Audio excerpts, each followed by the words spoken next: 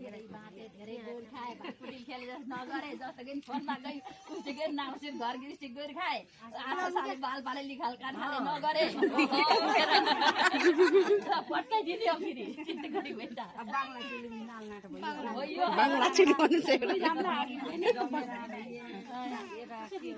हिँड हाल्ने हिँडिन हिमाल उडाले अर्को हाल्नु होटी हाल्दे हाल्छु हाल्दे उडाले अर्को हाल्दे